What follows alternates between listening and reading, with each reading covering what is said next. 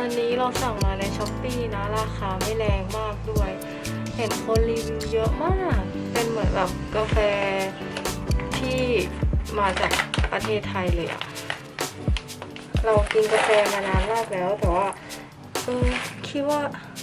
ไหนๆก็มีเงินเดือนแล้วแบบจะกินทั้งทีก็กินให้ดีไปเลย ก็เลยลองดูเทซื้อขวดกันดีกว่า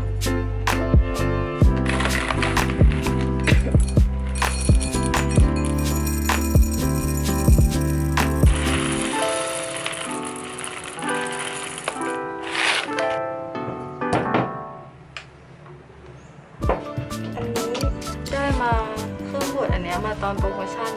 กับเครื่องทำกาแฟตอนคริสต์มาสพอดี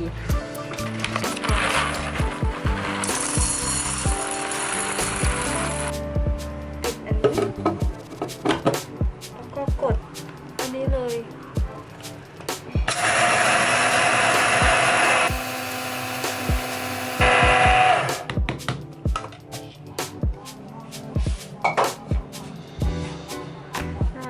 คน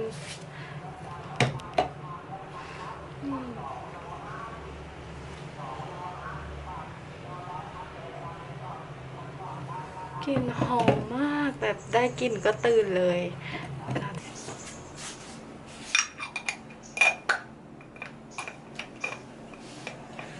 อันนี้เรายังไม่ได้ไปซื้อแบบพวก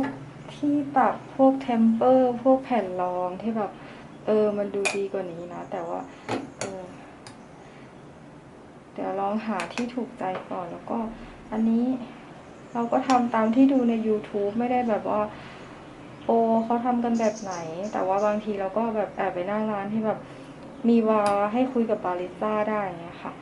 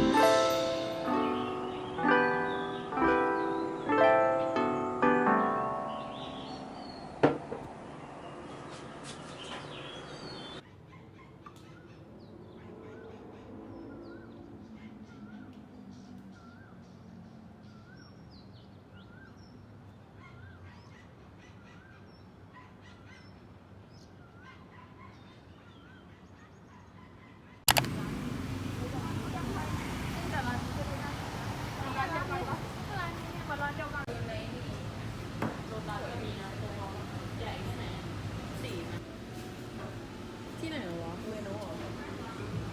ใช่ดิ